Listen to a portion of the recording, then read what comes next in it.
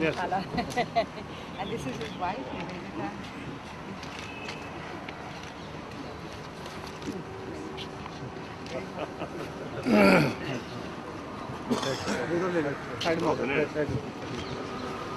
Oh, come, 그네. 이거 전단에 좀더. 야. 물 좀 마셔. 생이 근데 왜 자꾸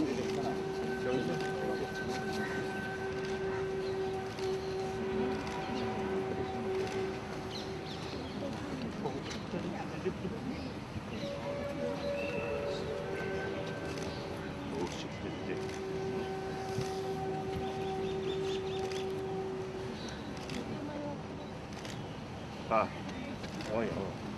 뭐야, 따자.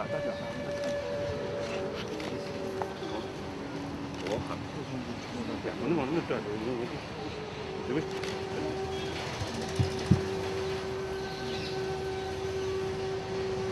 야, 그나 좀. 면 누구지?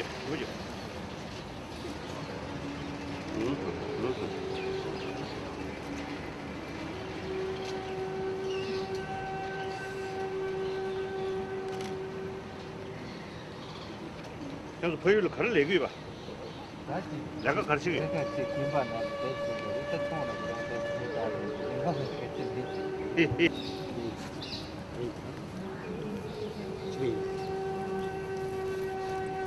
그런 거 가지고. 보일로. 야, 로중 제할 봐. 가. 주시노.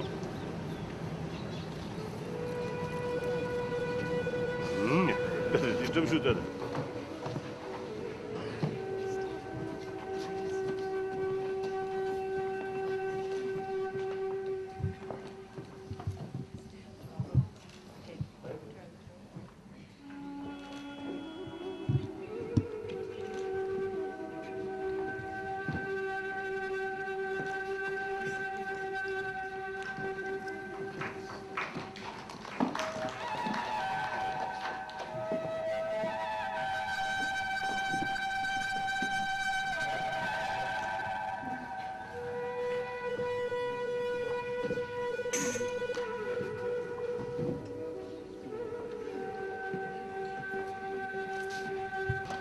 The Memorial Committee is part of Emil Sondhi Memorial Trust, and its advisor board include friends like Sri M.J. Akbar, Editor-in-Chief, Asian Age, Sri Surjit Bhalla, Economist and Managing Director, Oxis Research and Investments, Sri Naresh Chandra, former Cabinet Secretary, Drupad Ustad Fayaz Wasifuddin Khan Sapragar, Professor Robert Holmes, Professor of Philosophy at University of Rochester, Sri Sahib Singh Verma, former Minister, Government of India, and various others from India and different countries.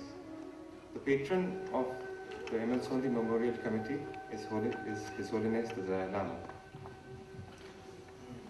The Memorial Committee seeks not only to commemorate Professor Sondhi's name, but to continue with some of the basic ideas and goals which characterized his life and pursuits.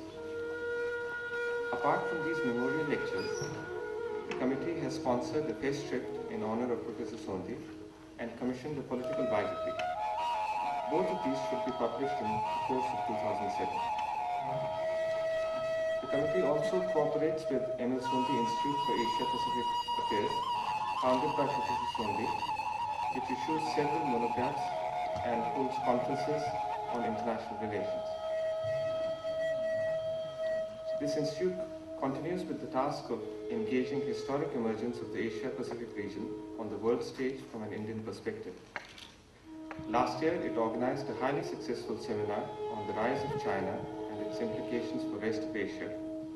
And this year, it's planning an Indo-Pakistan, or the following year, it's planning an Indo-Pakistan conference on the emerging South Asian security perspective.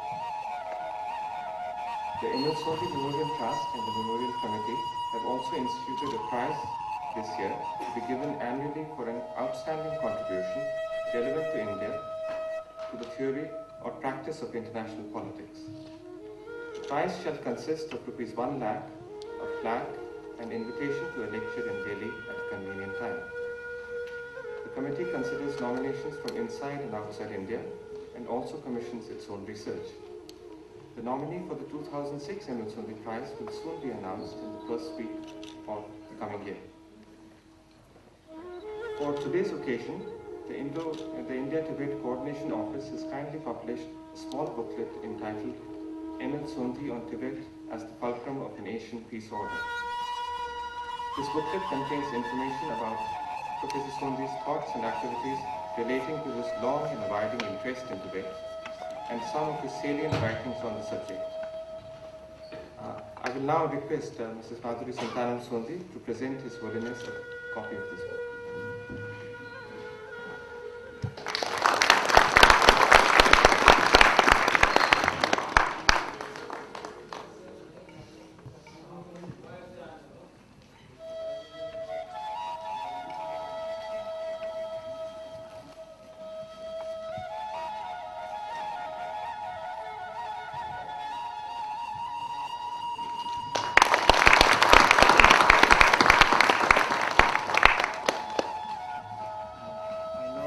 Call upon Mrs. Sondhi to say a few words of introduction.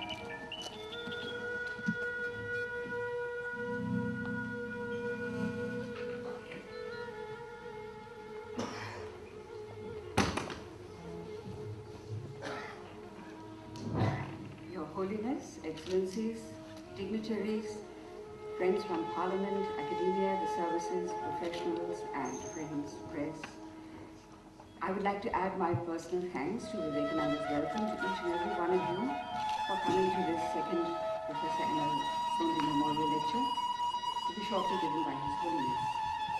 The very topical subject of today's talk is ethics in public life.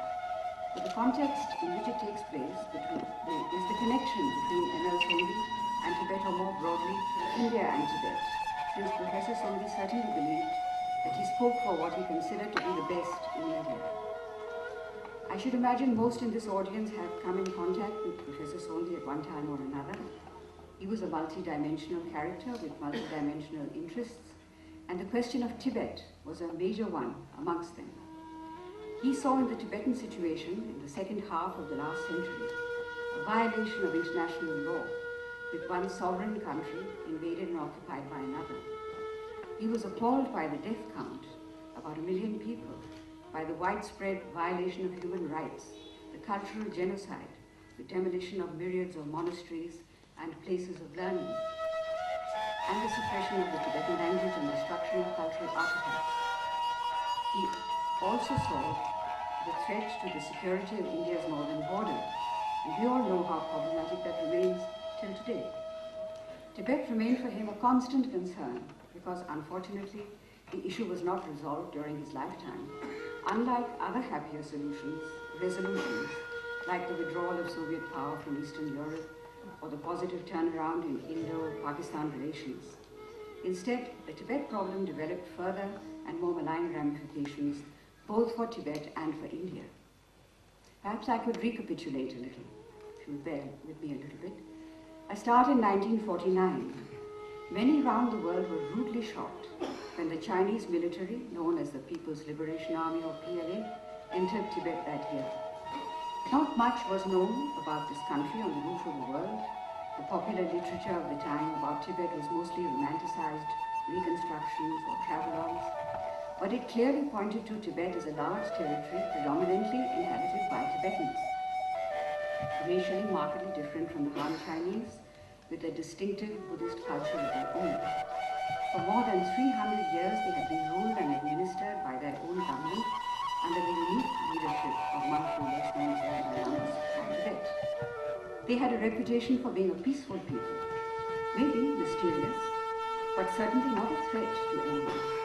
For a foreign army, soon after the ending of the Second World War, to invade such a peaceful country without any provocation was an extraordinary event, especially in Asia, which was by and large celebrating the withdrawal of imperialism and looking forward to setting an Asian example of peaceful and non-exploitative good neighborly relations.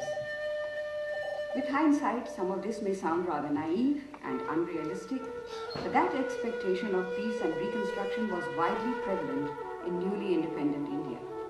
An India which had hosted the Asian Relations Conference in March 1946, that is before she even got her own independence, and that was meant to celebrate a peaceful Asian resurgence. As it happened, that conference was attended by a Tibetan delegation, representative of a fully sovereign power, with the delegates traveling on recognized Tibetan passports. I was a schoolgirl at the time, but my sister was appointed guide to the Tibetan delegation to show them around. And through her letters, I became aware of Tibet. From 1949 onwards, however, once the PLA started occupying the country, the defenseless Tibetans were more or less left to fend for themselves. His Holiness and the Panchen Lama received a friendly invitation from India to participate in the 2,500 Buddha Jayanti celebrations in New Delhi. And it is rumored they might have considered staying on, but Chu Enlai paid several visits to Delhi during that period, and they were persuaded to return to the very difficult situation in which the Chinese were tightening their grip over the country and its people. As we all know, Sardar Patel had warned Nehru that it would not be in India's strategic interest to allow the Chinese to establish themselves along the Himalayan border. And about how the situation has developed since then, no more need be said. 1959 was the next landmark year, which produced a second shock when news spread that His Holiness had fled Tibet on account of the threatening situation created by the Chinese occupation forces. M.L. Sondi was a young diplomat at the time, stationed in Thar, and he soon applied for a posting in Lhasa, which was turned down. He had been in two minds about continuing in the Foreign Service anyway, and this refusal strengthened his resolve to quit. However, he had one more short posting at the United Nations as secretary to the UN delegation, and from there he sent in his resignation to the Ministry of External Affairs, unsigned as it happened, and it could have gone quietly into the waste paper basket as the whim of an immature young man, but when it came to his notice, he sent in another properly signed resignation and quit. 1962 was a memorable year in several ways, both for M.L. Sondhi and for the country. Early in the year, he resigned from the IFS and joined the Indian School of International Studies. By mid-1962, he was married. On October 2nd, 1962, on Gandhiji's birthday, we set up the Tibet Swaraj Committee with like-minded friends. And there were many at the time all over the country who shared these concerns. Editors like Frank Moraes of the Times of India, and S. Mulgaonkar of the Hindustan Times. There was Rukmini Arundale of the Theosophical Society in Madras, Professor J.P.S. Haldane in Bengal. These are just a few names out of very many. We began bringing out pamphlets and mobilizing support for Tibetan independence, and on October 20th, 1962 again, the Chinese army invaded India. People in my age group will remember the ads put out by the DAVP, appeals for contribution to the war effort, ornaments for armaments. Women queued up to donate their jewelry. His Holiness also came down from Dharamsala to express his support for the Indian government and make his own contribution. And it was then, during that last week of October, that Professor Sondhi and I had the privilege of meeting His Holiness for the first time in Hyderabad House. Meeting His Holiness is always a special event, and even though that particular conversation took place through an interpreter, we were bowled over by his personality, his luminosity, and his laughter. The tendency to laughter made it easy for Professor Sondhi to talk to him. Because Professor Sondhi had a delightful sense of the absurd, he could always pepper his conversations with jokes and witticisms, which never failed to move His Holiness to mirth and merriment. As I said earlier, the intractable problem of Tibet's political and cultural integrity remained one of Professor Sondhi's most constant concerns, and with time it became more difficult and more complicated. The intractability, however, didn't deter him, and he energetically applied himself to thinking out means and ways to get round it, some of which are referred to in the booklet, which I hope all of you have. His Holiness often says that he pursues three major goals in his public life. The first is non-violence, that's applicable to everybody. Second is universal peace paired with universal responsibility. And the third is Tibet. All are interconnected, especially so if we are in search of peace in Asia. M.L. Sondhi, though far from being a good Buddhist monk, understood these goals and connections, and in his own way strove for a peaceful Asian and world order which entailed mutual security, mutual religious respect, and cooperation in addressing the numerous physical and social problems of humankind. He greatly admired and appreciated the work of His Holiness, the work that His Holiness was doing, both for his country and for Asia and for the world. In this connection, I would like to end my introduction with a quotation from Professor Sondhi's lecture given under the aegis of the Tibet Parliamentary and Policy Research Center in 1988. I quote, "There is an evolution, however slow, in the direction of world community. It will probably owe a great deal to the presence of thousands of trained people in every part of the globe whose calling as diplomats requires them to look over their own fences in an effort to understand how other people's minds and consciences work. I think there is one person living in the world today. I address him not as a religious leader, but as a diplomat in the good sense of the term, and that is the 14th Dalai Lama. I think he has a unique role in what is called track 2 diplomacy, and he is today respected the world over as a person who understands the meaning of what this transition into world community is all about." Unquote. Thank you very much.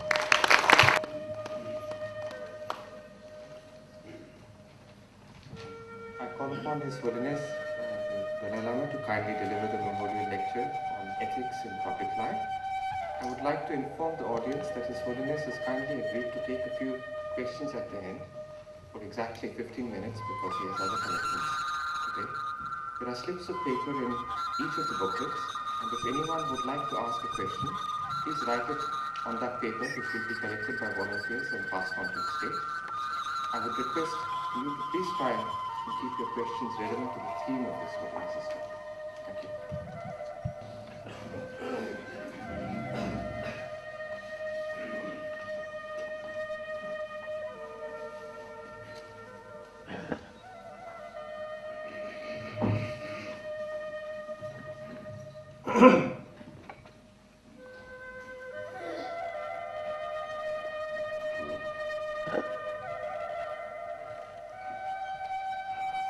My long-time friend, Mrs. Sondi, and her son, and friends and guests.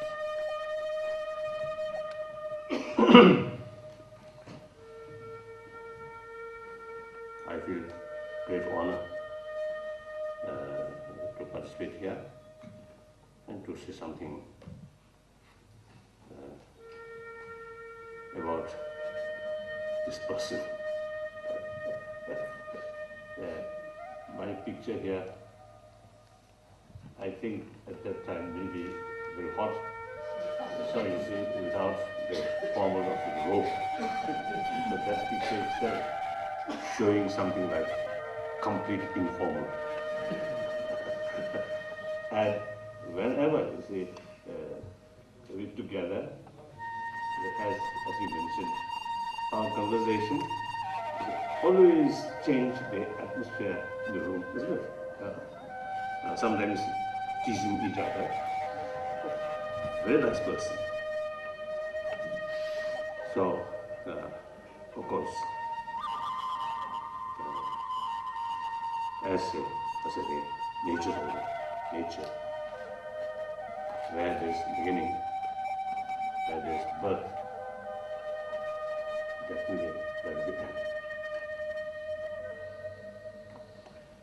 So, no force can change that nature. So, Professor Sondi, come.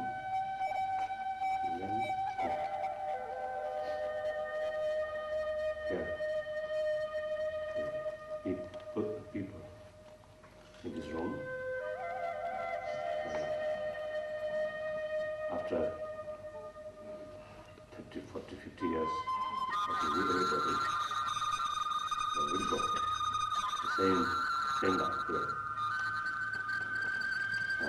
Now important is why we alive. The life should be meaningful life. And life spent for certain purpose, certain goal. That's important. So Professor Sondi, I think he utilized his life. Not only just care his own family, but the larger community, and particularly those communities who are passing through difficulty. I think that's an act of compassion, act of bodhisattva. And then, of course, his English, excellent way. I think great, what we call command way. English power. It's an excellent command of English. I think his accent is also, I think, good. When he speaks English, his nose also is sometimes a little silly, moving.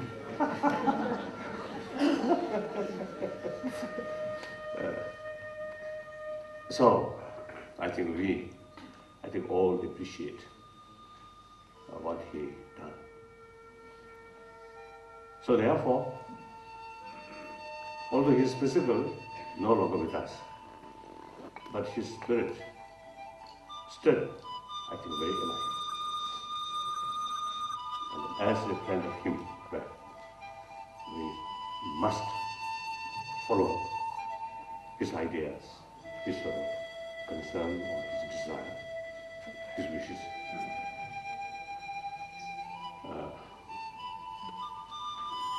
Then the ethics in the public life. Of course, very important, but I prefer this occasion mention something about the Tibet. Okay?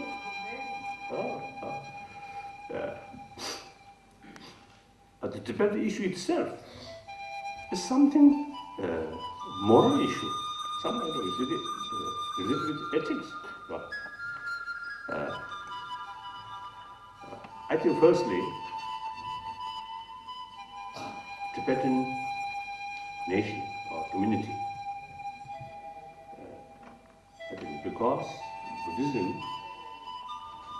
flourished from India, I think the whole Tibetan way of life changed, becoming more compassionate society. Of course, individual Tibetans, some are very bad, but the overall community, I think, a more peaceful community, more compassionate community. So the attitude, I think, peaceful attitude towards oneself, towards other fellow human beings, towards animals, towards insects, including insects. Yeah. Of course, I must confess, you see, that my attitude towards mosquito, not that very relaxed, not that so compassionate. I think most of you also, I think, maybe same, I think, same experience. Particularly when we enjoy sort of sound sleep.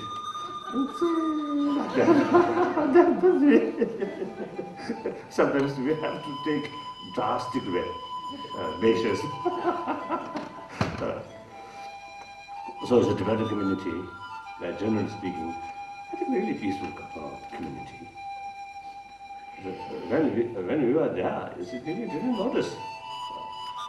But eventually, when we make comparison, Chinese community, the other community, then it seems the Tibetan community more compassionate. Although Tibetan, majority of them are non-vegetarian, but their attitude towards animals is something very, very compassionate and loving. So, today's world, everybody talks about peace, non-violence, but the factor which creates genuine peace is compassion, not just education or technology. A community may have every sort of facility of technology and very good education, but still that community can be a very violent community, including suicide. Why? Lack of compassion. Where compassion there, the sense of community, the sense of respect others' right, automatically comes. And on that basis, you can solve conflict through dialogue, through mutual understanding. So compassion is the key thing.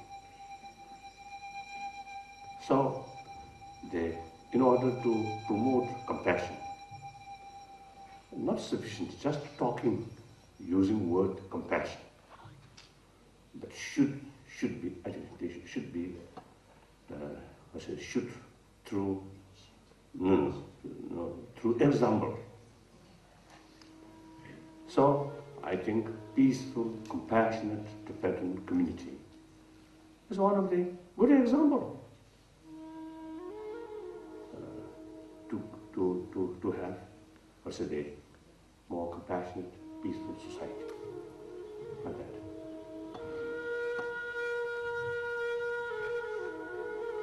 Now that, I think, attitude, I think, come certainly, I think, a lot of influence from Buddhist message. And then also, I think, geographical situation also, I think, a large area, and life not easy, difficult, but small population. And I think under that circumstances, the sense of community is very strong, like many other sort of community. So the Tibetan, more compassionate society, I think that really worthwhile to preserve. Now, how to preserve? Of course, as I mentioned earlier, the Buddhist message of compassion. And compassion based on theory or concept, which is now, that's something now unique, interconnectedness or interdependency. That theory really powerful to develop compassion. Not as a blessing of God or Lord, but the basis of reasons, the basis of the reality. So, in order to preserve the peaceful community, compassionate, at least the Tibetan case, which is the peaceful, compassionate society, the Buddhist message. And usually I make distinction, Buddhism and Buddhist culture. Now here, more on Buddhist culture. Because some Tibetan Muslims, Muslim, not Buddhist, but their way of life is very much in the spirit of Buddhist culture. So therefore, Buddhist culture is something relevant to the community. Individual faith, not necessarily Buddhist. So the preservation or further development, effort to further development of these deeper values is very important. But now, today, inside Tibet, things are very difficult. I think about a few years ago, one party secretary mentioned in a party meeting the real threat of Tibetan separation, the real source of threat of Tibetan separation in China is Tibetan Buddhism. So, these leaders, they always look from political angle, always. And they are most concerned is the danger of separation. So unfortunately, they use the method in order to keep together by force. So therefore, they consider every unique aspect of Tibetan. They see as the source of threat of separation. So they deliberately trying to synchronize. Now, these days, I think last method is Tibetan land should be land of Han Chinese. Now, Hassa town, the population around 200,000. About 200,000 are Chinese. Tibetan only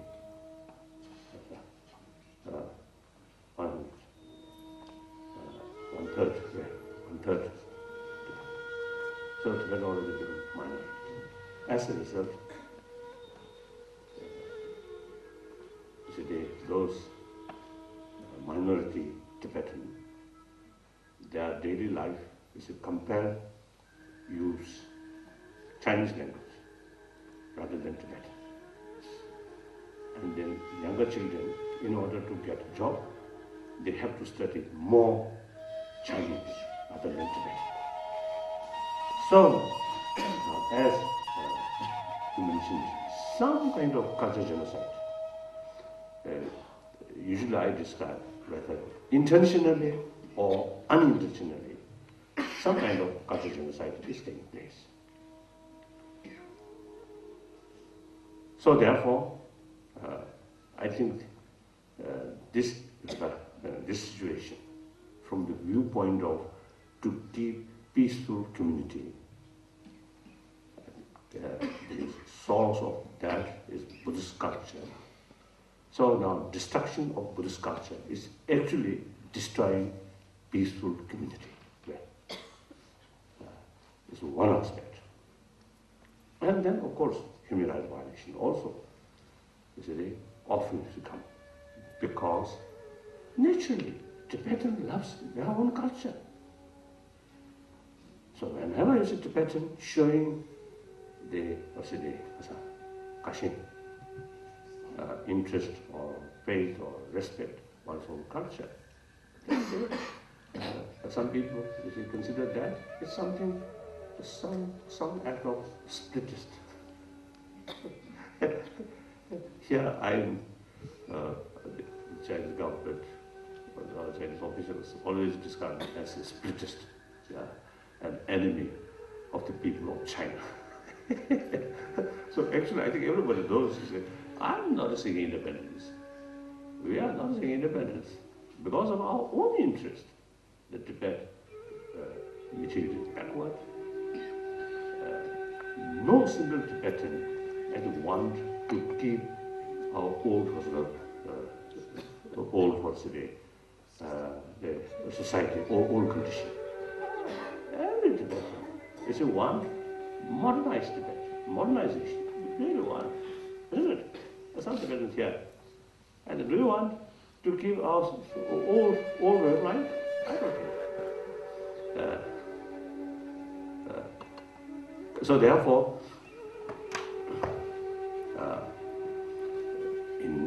for material development is concerned, it's our own interest. Remain within the People's Republic of China. Powerful nation, economically very powerful. So therefore, remain within the People's Republic of China is our own interest, provided give us meaningful autonomy. That's the safeguard for preservation of the culture. Then another aspect of Tibet is environmental issue. As you mentioned, Tibet, and many people consider as the root of the world. So major rivers which cover almost whole Asia, from China to Pakistan. All major rivers come from Tibet, mainly. So therefore, they protect special care about environment of that we call root of the world. It's very important. Now, in that respect, I just recently met one Tibetan.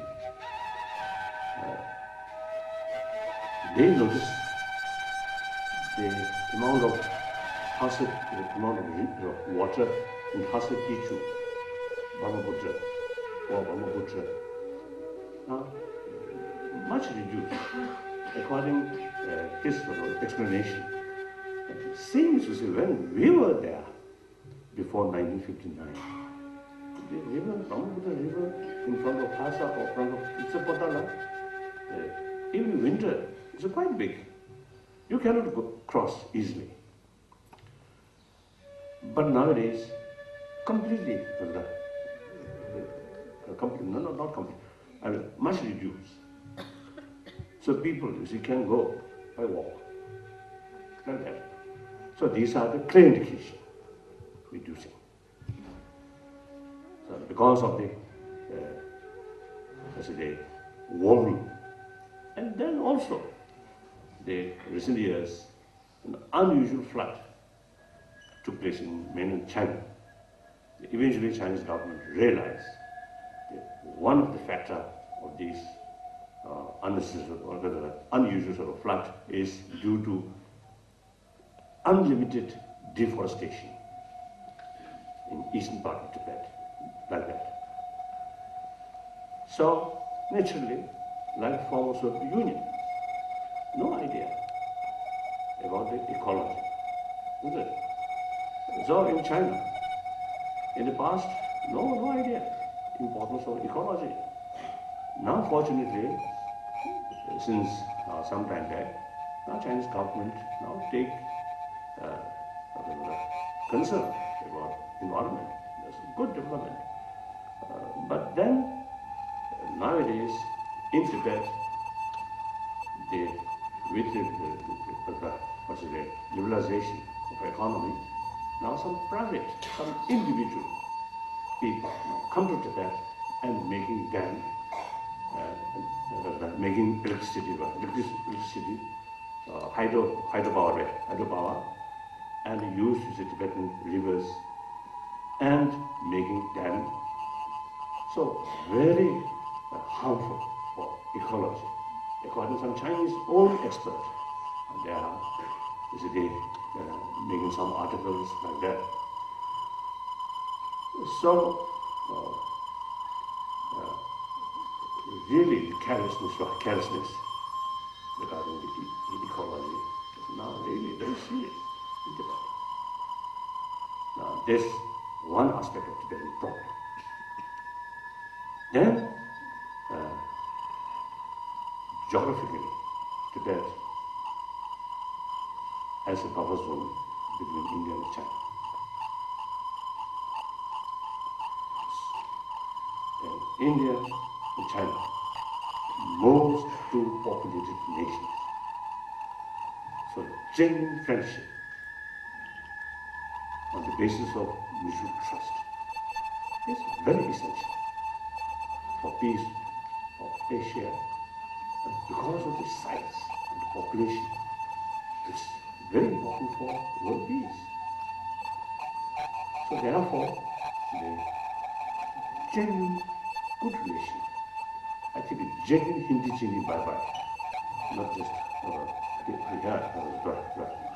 but real from heart. I think it is necessary, long run. Now, how to develop that? So long, large number of Chinese soldiers stationed in Tibet, and a lot of security police remain there. And also, the Han Chinese population increased rapidly. These are the obstacles for the development of genuine mutual trust. So long, large-scale soldiers remain there. Actually, the Indian side, this side also, is a people. Particularly army people, feel uncomfortable. So therefore, one of my dreams is that eventually should be zone of peace. In any case, you see, Tibetan, around a few millions, no threat to China. So whenever some threat there, the Chinese army immediately can come. But usually, Tibet should be zone of peace and free nuclear weapons. Then, through that way, genuine trust eventually can develop between India and China. So here, Tibetan autonomy, meaningful autonomy, and eventually zone of peace. Possible. The Chinese government always talk about peace and peace. There must be some practical contribution for genuine peace. Sending just a few pigeons is not sufficient. It only is a disturbance for pigeons. The real peace, you see, you have to take some concrete measure. One, I think reduce the soldier in Tibet. And responsibility should give, more responsibility should give to Tibetan. I think that's possible. I feel nowadays the Chinese government, particularly President Hu Jintao, very much emphasis on harmony. Excellent. But that indirectly admitted, still harmony is concerned lacking. But since 49, when I was in China, 1944, 1954 and 55, every occasion we always shouting, great unity like that. But that actually just superficial, not genuine unity. Therefore, after 40 years, more than now, almost 50 years passed, still need special attention, harmony. So that means the past method in order to develop unity is fair. Why? Unity under gun, illogical. Even animal, if you trap animal, they won't show you friendship, friendly attitude. If you want genuine friendship, then should kind them. Then these dogs or cats or mosquito, I don't know. If you show more compassion towards mosquito, I don't think mosquito have the ability to show appreciation. I don't know. But others of the mammals, always, if you show genuine affection, genuine compassion, they will appreciate, they will respond accordingly. So we Tibetan or other so-called minority people and Chinese people themselves, always the security person of vigilance, and ready to beat. Under that circumstances, how can develop genuine unity, harmony? So therefore, in order to develop genuine harmony, the treatment where all the people equal should not account number, but same right. I think the basis of trust, harmony or unity, much based on trust. Trust comes on the basis of equality and compassion. Suspicion always put restrictions. It's the most obstacle of trust. Without trust, how can develop the genuine unity or harmony? So therefore, in order to develop the genuine harmony, Chinese people themselves, as well as harmony with neighbors, the genuine trust is very essential. So therefore, in order to develop genuine friendship on the basis of mutual trust between India and China, I think Tibet is some important role.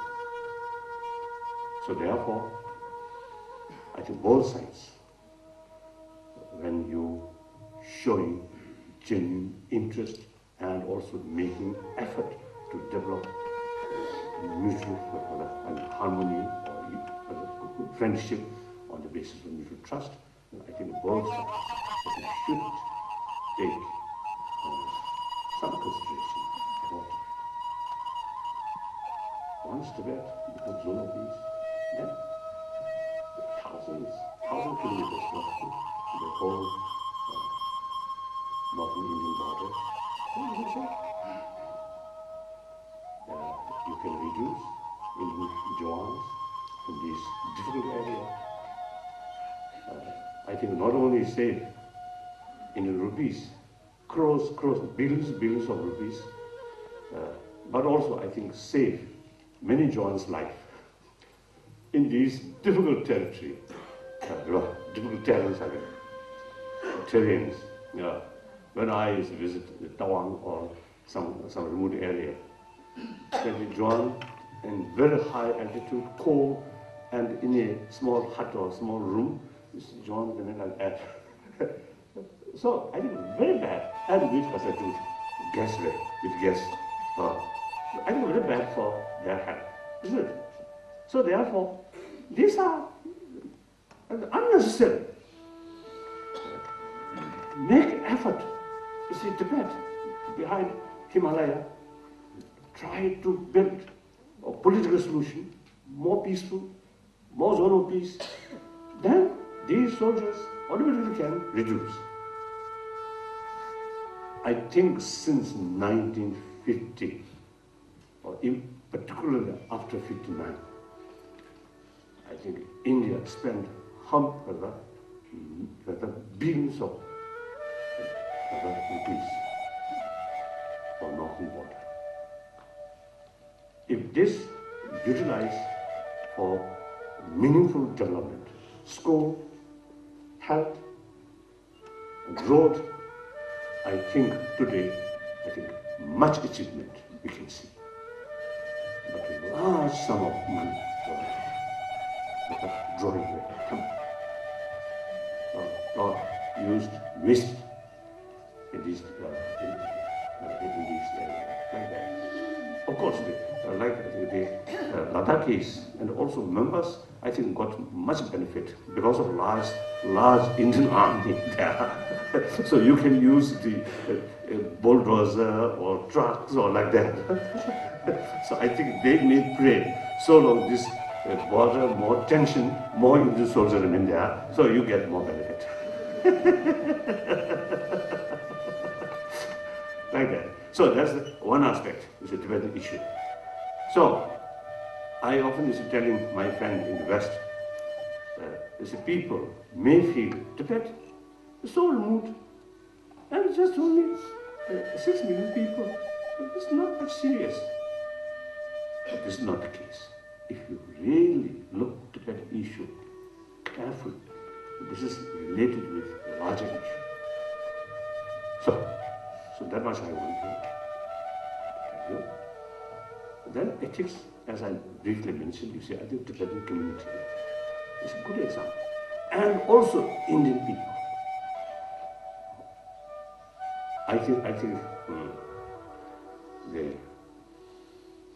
we should accept. We say we should give some exception to some individuals, or whether it's politicians or whether the religious leaders or some individuals. But basically, India still, I think, keep alive 1,000-year-old spirit of ahimsa. It's wonderful. Ahimsa very much related with respect of others. Respect of others. So, religious tolerance. Still, very much alive. These are the real treasure of India. This is really good example for 6 billion human beings. Look, Northern Ireland, or Afghanistan, even Pakistan. Same religious group, but within the group, this is some conflict between Sunni and Shia, or Catholic and Protestant, like that. So when we saw these pictures, look at India. Not only different religion, homegrown, religions, but also those religions come from outside, also equally remain peaceful. I think that's really, I think the Indians of the greatness. So this, I think, should expose well. Should be an example to the rest of the world. So I think India, I think, should take active role for development of ahimsa, not only political or religion, but in every level. So sometimes I'm telling, jokingly, I will tell to my Indian friends, I would like to repeat here also. In the past, when you carry freedom struggle through non-violence led by Mahatma Gandhi, then some Western people, Western leaders may feel that's the passive or signs of weakness. Now today, more and more people are really showing attraction about Mahatma Gandhi's non-violent struggle. So one example, Nelson Mandela, in spite the previous one was his view, but later he totally dedicated to non-violent principle. And also I think many conflicts, people now more often use word of peace, non-violence, or coexistence, these things. So so the more interest from outside world now coming. So India must produce more non-violent ahimsa. India exported, I think, quite a great deal of. Now everything export and nothing left in your own country. It's a mistake. So it's more export. Meantime, produce more. Not through government regulation, but through education. And also through example. I think that's very important. So, there's also the point of ethics in the public law. So sometimes in newspaper, sometimes in reporting, the corruptions, the scale of corruption, even in this country, not happening. That's really sorry. It's sad. India should be a good example to the rest of the world. Because this country, I think your civilization, I think not only one of the earliest or longest oldest civilization, but also I think very, very strong concept about compassion and non-violence. So I think India, if you can, I think India has the ability to make a combination, modernization and traditional value combined together. So, thank you. Now some questions.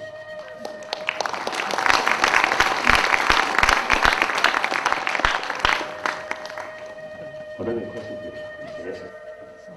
How can the concept of Gandhiji's Satyagraha be applied for world peace in practical terms in areas of conflict?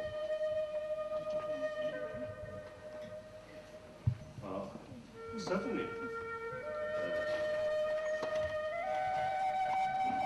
The Gandhian method, of course, very relevant, can work, but also it depends on the circumstances. When Gandhi carried these non-violent methods in this country, then at least at that time, the British imperialists blockaded the country, basically, and free society, independent judiciary. So I think similar circumstances, and I think the Gandhian Satyagraha, this movement, I think more easier. Then like forms of Union and today's China, the totalitarian sort of regime, and the party is above everything. no genuine rule of law, and no free information, then there are greater obstacles. But basically, yes, certainly.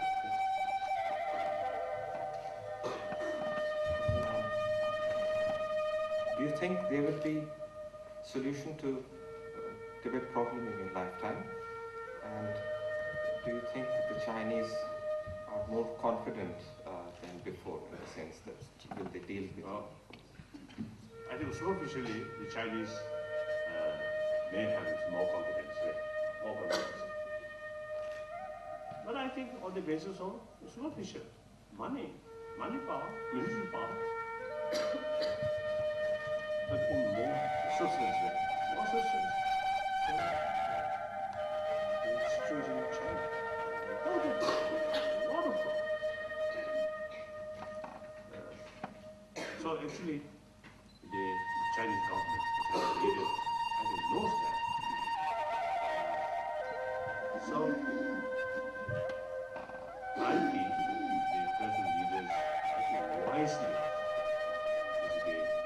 handling these problems, the gradual transition, gradual change. And that's wise.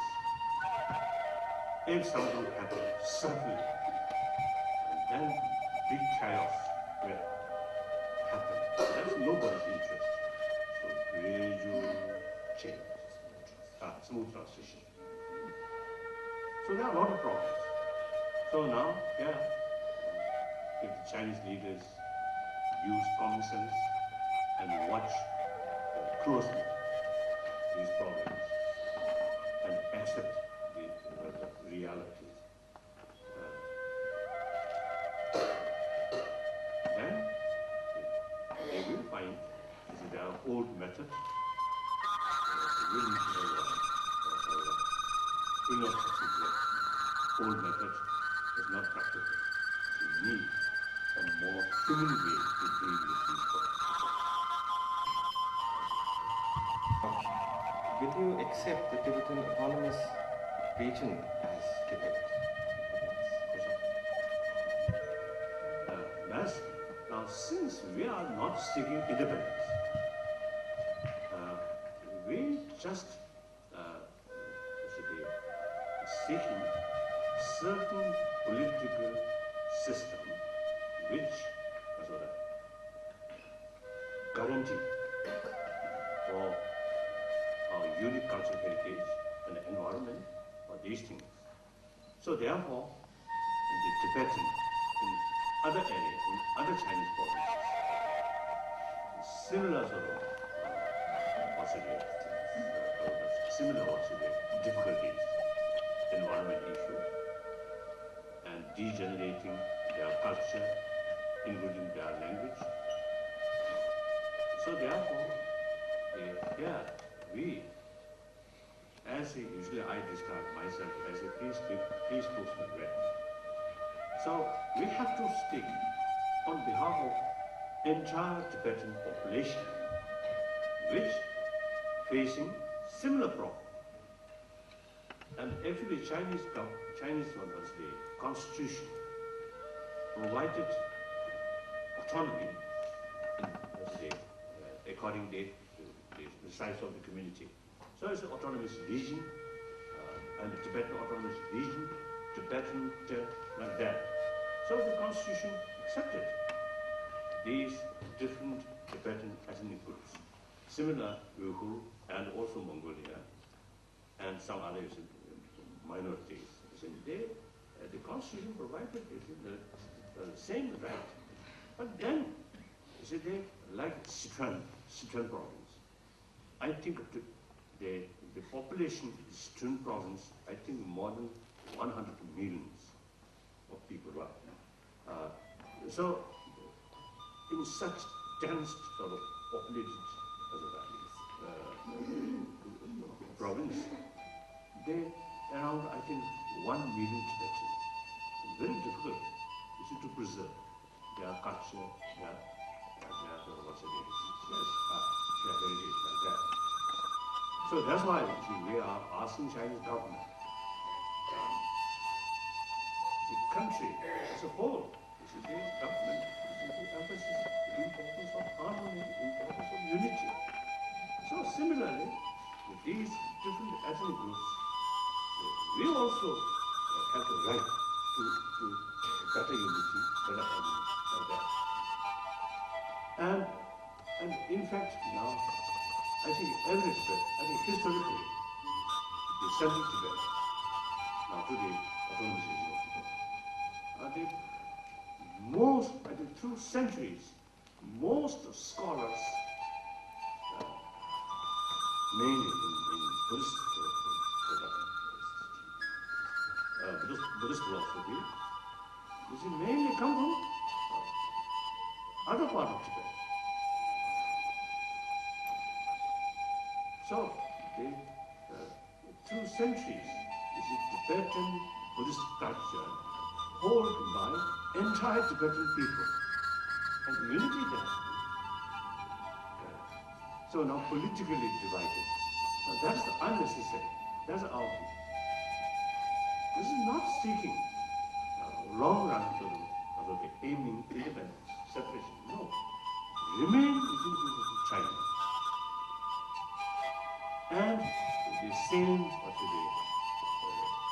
ethnic groups, which you should have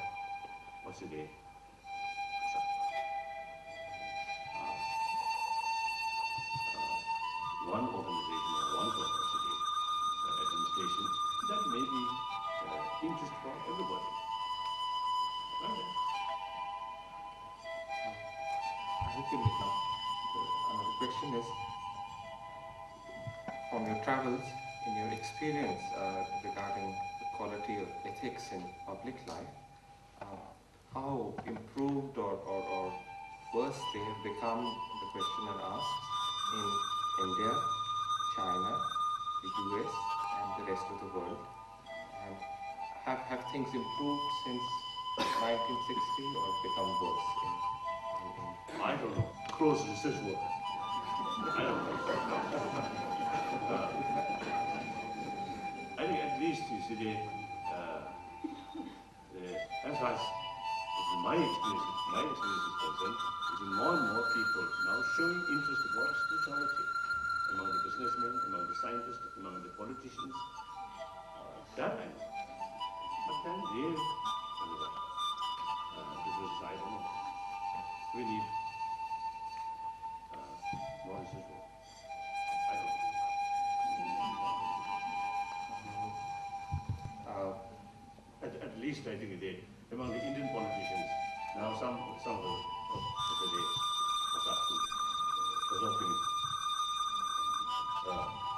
yesterday or day before yesterday, I noticed on the paper, some politicians now, more and more politicians are going to jail. So that's one clear sign of improvement.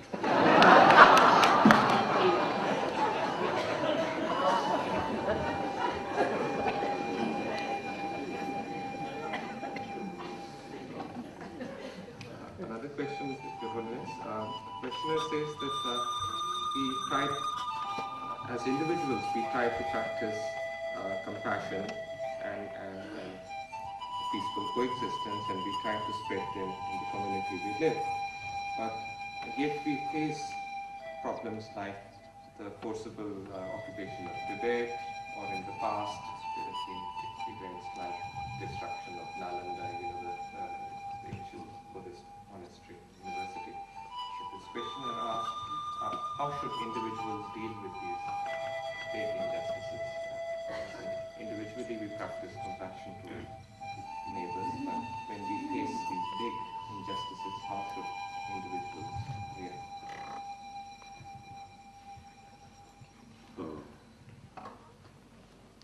I think compassionate attitude does not mean, or I think compassion brings tolerance or forgiveness. That does not mean, you see, we obey when we give in that you know the character that Adachi, Seven Yamisati, non-Jew, Takochimikishmara. So when we say, or when one practice compassion and love and so forth, it doesn't mean simply giving in to the other person or giving approval to the other person's misdeeds. For example, if someone takes advantage of you as you practice compassion, then now here important to make a distinction between action and action. Now, forgiveness means don't develop anger or hatred towards the actor. Still keep compassion, respect as an individual or as a group of people.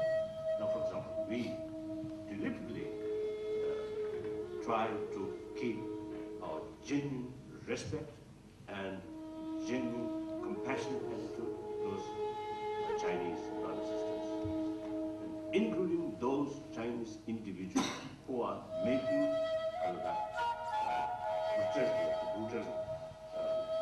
brutal actions on the spot. So as a person, as an actor, you must keep compassion. That's the meaning of forgiveness. That does not mean you accept their wrong action. Action is concerned, we have to take countermeasure. Actually, the wrongdoing, if you let them continuously wrongdoing, eventually harmful to themselves. Not only from Buddhist viewpoint or karmic viewpoint, but also, this is there in the society. The wrongdoing, eventually bad name or the image of these people is to go down like that. And very bad for the society. Therefore, to criticize and put the countermeasure to change it, to stop that action is actually helping them. Not out of anger, but respect and sense of concern about them. So now here, forgiveness, I think the real meaning is, should not develop negative feeling towards that person, doer or actor. So that's the real meaning of forgiveness. So then you mentioned Nalanda, many centuries past. Oh, rebuild, that's good. That's good. If we go past history, a lot of complications. The Tibetan issue is still comparatively more recent. Like that. I think the questioner is asking whether that the Tibet, that it was Buddhist, do you think that prevented or caused the West not to take the Tibetan problem seriously in the past? So that I paraphrase, that if Tibet was Christian, would Tibet have received more support? So the question is saying that Christian when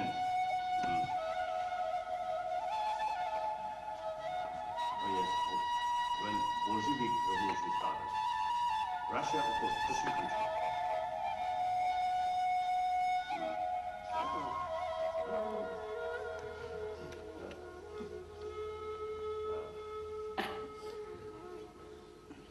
I think the Tibet case may be no oil.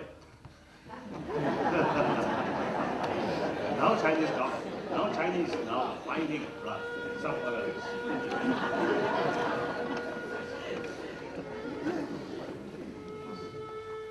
we make this the last question? Yes. This questioner asked, will there be dialogue with China about the Tibet issue? If yes, when and where? We fully committed about our meeting, of course. So since I think around 2000, 2001, then we renewed our direct contact with the Chinese government. Since then, 5 times round table talks take place. Now the last one, the last February. So therefore, our side, there is no change, in spite of the Chinese government sort of more criticism, more serious criticism, and more suppressive sort of policy inside Tibet. In spite of that, we fully committed about our So I use the word we because now last 6 years we already have elected political leadership. So Professor Samdol Muche is actually the real political leadership. So since we have that elected political leadership, my position is something like semi-retirement. So it's really worthwhile, isn't it? Now I'm getting older. And also, you see, our commitment about promotion of democracy is changing. Since 60s, you see, we fully committed work for democratization. Now around 2000, you see, we already have achieved elected political leadership. So I'm acting like senior advisor. Most cases he listens, in my view, but sometimes a little hesitation, a little reservation. I appreciate that. So therefore I use the word we, not I.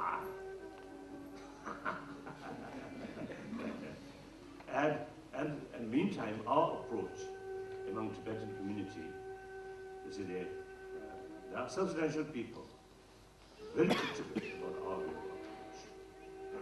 And also including some of our supporters in the West, in India also. You see, they believe we should fight for complete independence. But then we, right from the beginning, around 1974, at that time China, fully involved Cultural Revolution. But then in Dharamsala, you see, we, within our few individual our leaders, the leader or chairman of the National Parliament, and also our cabinet, Kashak member, you see, 74, we discuss seriously about how to deal with this problem. And we unanimously agree. Sooner or later, we have to talk with Chinese government. So the practical way is try to gain meaningful autonomy. So since then, with our middle approach, since then it's been developed. So still we committed that. Thank you.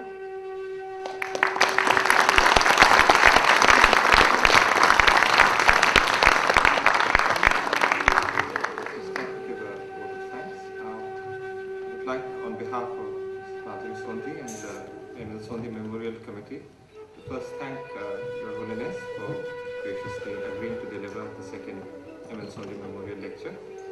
I would like to thank the staff of the Bureau of His Holiness the Dalai Lama, especially the representative, Mr. Tenpa Sering, for his unstinting support. I would like to thank the India-Tibet Coordination Office for their unfailing assistance, and special thanks for bringing out this booklet that we have. I would like to thank the staff of India International Center who have been ready to assist in all ways. Many friends of Professor Sondhi helped us. I'd just like to especially mention Mr. Rajiv Mehrotra of His Holiness's Foundation for Universal Responsibility.